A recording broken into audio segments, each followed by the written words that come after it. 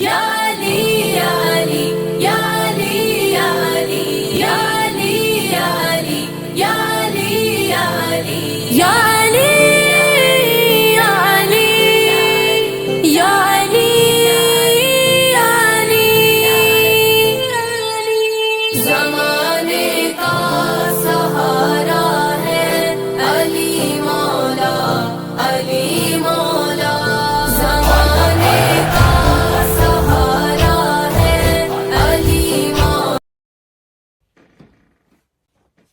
اعوذ باللہ من الشیطان الرجیم بسم اللہ الرحمن الرحیم رب اشرح لی صدری ویسر لی امری واحلل عقدۃ من لسانی یفقہوا قولی۔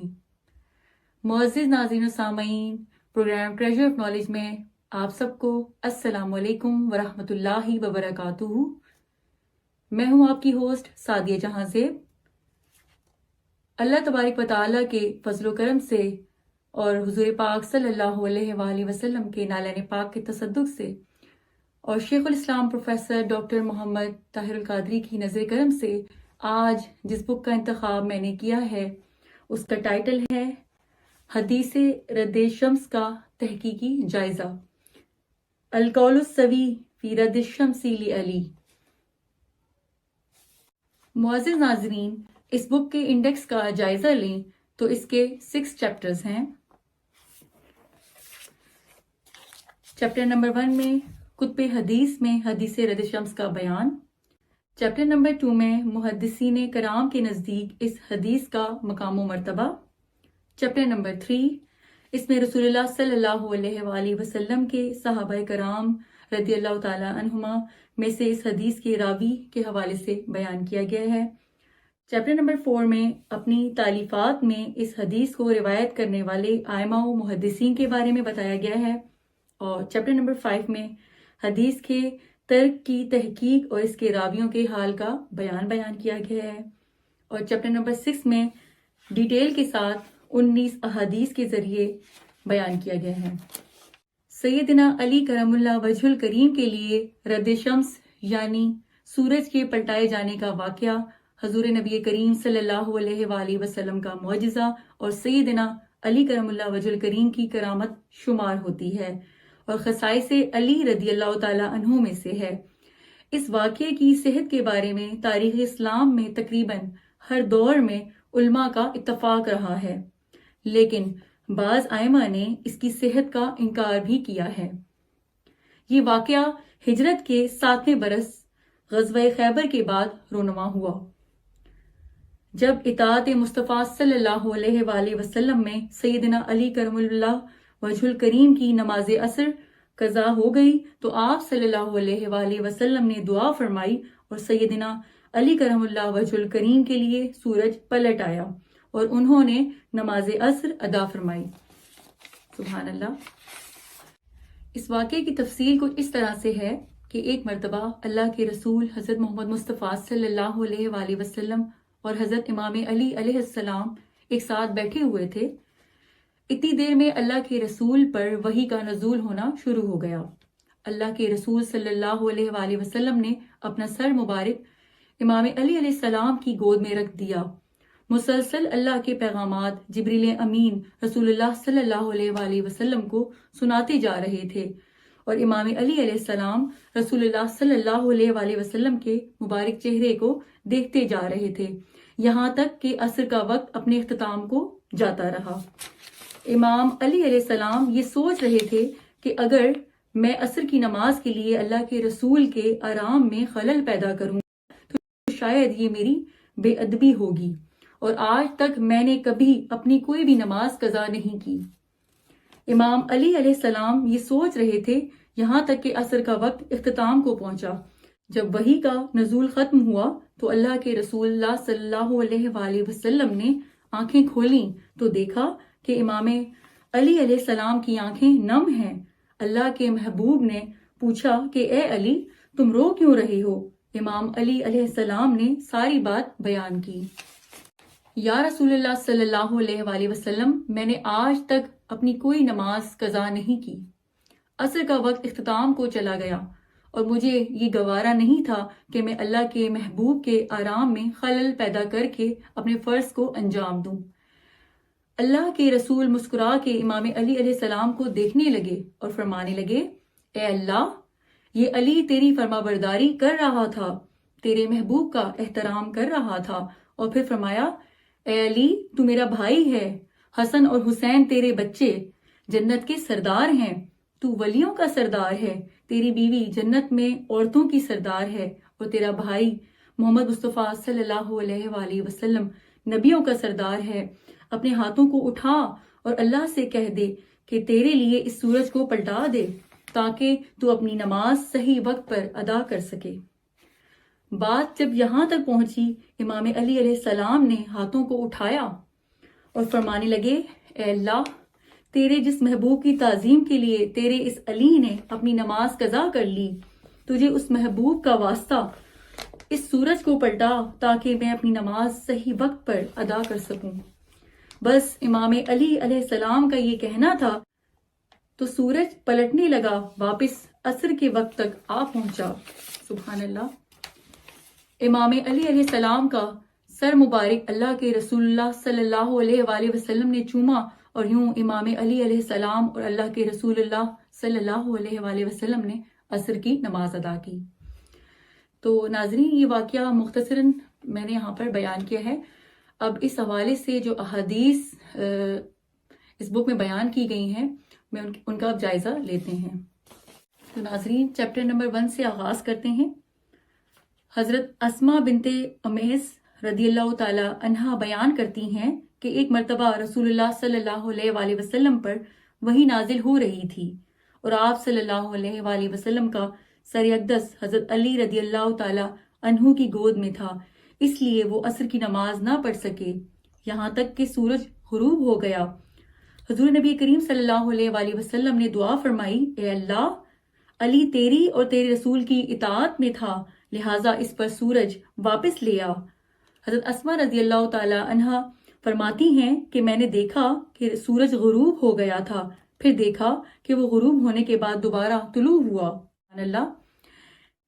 امام طبرانی نے اس حدیث کو کئی سندوں کے ساتھ روایت کیا ہے، ان میں سے بعض اسناد کے تمام راوی صحیح مسلم کے راوی ہیں، سوائے ابراہیم بن حسن کے، وہ بھی ثقہ ہیں، اور امام ابن حبان نے انہیں ثقہ قرار دیا ہے۔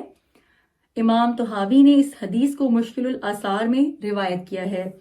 حضرت اسما رضی اللہ تعالی عنہا سے مروی حدیث کے دیگر ترک بھی ہیں، اور یہ حدیث حضرت ابو ہریرہ، حضرت علی بن ابی طالب، حضرت ابو سعید خدری رضی اللہ تعالی عنہ سے بھی مروی ہیں۔ ایک اور جگہ حضرت جابر رضی اللہ تعالیٰ عنہ بیان کرتے ہیں کہ رسول اللہ صلی اللہ علیہ وآلہ وسلم نے سورج کو حکم دیا تو وہ اپنے غروب میں دن کی ایک گھڑی کے لیے مؤخر ہو گیا۔ اسے امام طبرانی نے روایت کیا ہے۔ سبحان اللہ۔ امام ابو القاسم الطحرانی نے المعجم الکبیر میں روایت کیا ہے، وہ بیان کرتے ہیں، ہمیں اسماعیل بن الحسن الخفاف نے حدیث بتائی، انہوں نے کہا ہمیں احمد بن صالح نے بتائی، انہوں نے کہا ہمیں محمد بن ابی صدیق نے بیان کی۔ حضرت اسما بنت امیس رضی اللہ تعالی عنہا سے روایت کی کہ رسول اللہ صلی اللہ علیہ وآلہ وسلم نے خیبر کے قریب واقع ایک مقام صحبہ میں نماز ظہر پڑھی، پھر حضرت علی رضی اللہ تعالی عنہ کو کسی کام کے لیے بھیجا۔ جب آپ صلی اللہ علیہ وآلہ وسلم واپس آئے تو حضور نبی کریم صلی اللہ علیہ وآلہ وسلم عصر کی نماز پڑھ چکے تھے۔ چنانچہ حضور نبی کریم صلی اللہ علیہ وآلہ وسلم اپنا سر اقدس حضرت علی رضی اللہ تعالیٰ عنہ کی گود میں رکھ کر سو گئے۔ حضرت علی رضی اللہ تعالیٰ عنہ نے نماز ادا کرنے کے لیے آپ صلی اللہ علیہ وآلہ وسلم کے سر اقدس کو حرکت نہ دی حتیٰ کہ سورج غروب ہو گیا۔ حضور نبی کریم صلی اللہ علیہ وآلہ وسلم نے فرمایا، اے اللہ، بے شک تیرے بندے علی نے خود کو اپنی نبی کی خدمت میں روکے رکھا، اسی لیے تو اس پر سورج کو پلٹا دے۔ حضرت اسما رضی اللہ تعالی عنہا نے بیان فرمایا، سورج ان پر طلوع ہو گیا حتیٰ کہ اس کی دھوپ پہاڑوں اور زمین پر پڑنے لگی۔ حضرت علی رضی اللہ تعالی عنہ اٹھے، وضو کیا اور نماز عصر پڑھی، پھر سورج غروب ہو گیا۔ یہ واقعہ مقام صحبہ میں پیش آیا۔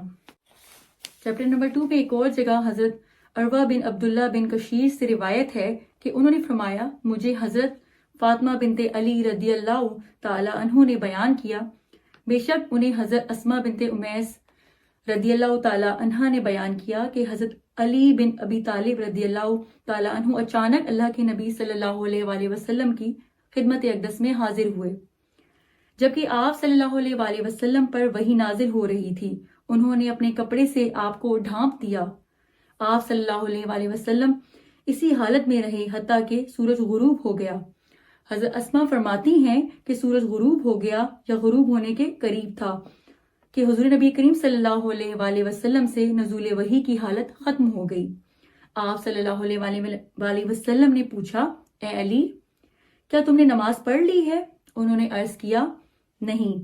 تو حضور نبی کریم صلی اللہ علیہ وآلہ وسلم نے بارگاہ الہی میں عرض کیا، اے اللہ، علی پر سورج لوٹا دے۔ فرماتی ہیں کہ سورج لوٹ آیا یہاں تک کہ اس کی روشنی نصف مسجد تک پہنچ گئی۔ سبحان اللہ۔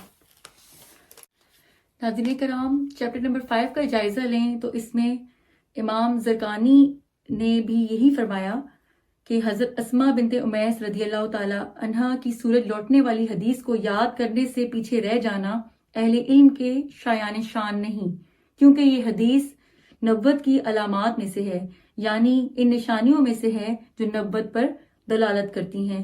کیونکہ یہ بہت بڑا معجزہ ہے، یہ حدیث اس واقعے کے صحیح ہونے کی تائید کرتی ہے، اور ان کے سکا ہونے کے لیے یہی کافی ہے کہ امام بخاری نے ان سے اپنی صحیح میں احادیث روایت کی ہیں، لہٰذا جس شخص نے ان کو ضعیف قرار دیا اس کی بات کی طرف توجہ نہیں دی جائے گی۔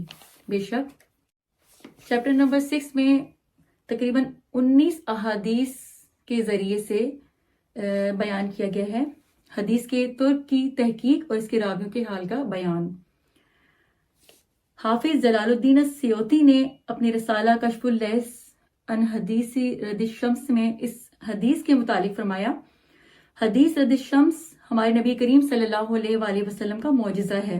اسے امام ابو جعفر الطحاوی اور دیگر محدثین نے صحیح قرار دیا ہے۔ امام طحاوی نے اپنی کتاب مشکل الحدیث میں حضرت اسماء بنت امیس رضی اللہ تعالی عنہا سے 2 ترک سے اس کو روایت کیا ہے کہ حضور نبی کریم صلی اللہ علیہ وآلہ وسلم پر وحی نازل ہو رہی تھی اور آپ صلی اللہ علیہ وآلہ وسلم کا سر اقدس حضرت علی رضی اللہ تعالی عنہ کی گود مبارک میں تھا۔ پھر آگے مکمل حدیث بیان کی۔ امام طحاوی نے فرمایا یہ دونوں حدیثیں ثابت ہیں اور ان کے راوی ثقہ ہیں۔ مزید بیان کیا کہ احمد بن صالح کہا کرتے تھے، جس کا راستہ علم ہے اسے حدیث اسماء کو یاد کرنے سے پیچھے نہیں رہنا چاہیے، جسے انہوں نے حضور نبی کریم صلی اللہ علیہ وآلہ وسلم سے ہمیں روایت کیا ہے، کیونکہ یہ نبوت کی بڑی نشانیوں میں سے ہے۔ بے شک چیپٹر نمبر 6 میں ایک اور جگہ امارہ بن فیروز حضرت ابو ہریرہ رضی اللہ تعالی عنہ سے روایت کرتے ہیں کہ رسول اللہ صلی اللہ علیہ وآلہ وسلم جب نماز عصر سے فارغ ہوئے تو آپ صلی اللہ علیہ وآلہ وسلم پر وحی نازل ہونے لگی۔ اس وقت حضرت علی بن ابی طالب رضی اللہ تعالی عنہ آپ صلی اللہ علیہ وآلہ وسلم کے قریب تھے اور انہوں نے ابھی نماز عصر ادا نہیں کی تھی۔ حضرت علی رضی اللہ تعالی عنہ حضور نبی کریم صلی اللہ علیہ وآلہ وسلم کے مزید قریب ہوئے اور آپ کا سر مبارک اپنے سینے سے لگا لیا۔ آپ صلی اللہ علیہ وآلہ وسلم پر وحی کی کیفیت ختم نہ ہوئی تھی کہ سورج غروب ہو گیا۔ نزول وحی کے بعد رسول اللہ صلی اللہ علیہ وآلہ وسلم نے توجہ فرمائی اور پوچھا، یہ کون ہے؟ حضرت علی رضی اللہ تعالی عنہ نے عرض کیا، یا رسول اللہ صلی اللہ علیہ وآلہ وسلم، میں نے نماز عصر ادا نہیں کی جبکہ سورج غروب ہو چکا ہے۔ آپ صلی اللہ علیہ وآلہ وسلم نے دعا فرمائی، اے اللہ، علی پر سورج کو لوٹا دے تاکہ یہ نماز ادا کر سکے۔ بس سورج اپنے اس مقام سے جہاں پر وہ تھا واپس آیا، یہاں تک کہ حضرت علی رضی اللہ تعالی عنہ نے نماز ادا کی۔ بے شک سبحان اللہ۔ ناظرین گرامی، کتب حدیث میں اس واقعے سے متعلق کثیر تعداد میں روایات وارد ہوئی ہیں جن سے یہ واقعہ ایک مسلمہ حیثیت کا حامل ہو جاتا ہے۔ اسے روایت کرنے والوں میں امام ابو جعفر المصری، امام بخاری کے شیخ ابن ابی شیبہ، ابن ابی عاصم الشیبانی، الدولابی، الطحاوی، الطبرانی، ابن مندہ، حاکم النیساپوری، زرکانی، الکستلانی، اور اس کے علاوہ راویان کی ایک لمبی چوڑی لسٹ موجود ہے جن کا مطالعہ آپ اس بک کے پیش لفظ سے کر سکتے ہیں۔ ناظرین کرام، جیسا کہ میں نے اس بک کا ریویو آپ کے سامنے پیش کیا، امید کرتی ہوں کہ اس سے آپ نے بہت کچھ سیکھا ہوگا، اور مزید اس بک کو سمجھنے کے لیے آپ اس کا مطالعہ کریں، اور یہ آپ کے مطالعے میں اور علم میں اضافے کا سبب بنے گی۔ اللہ پاک سے دعا کرتی ہوں کہ اللہ تعالی ہمارے علم میں اضافہ فرمائے اور ہماری رہنمائی فرمائے۔ اللہ حافظ۔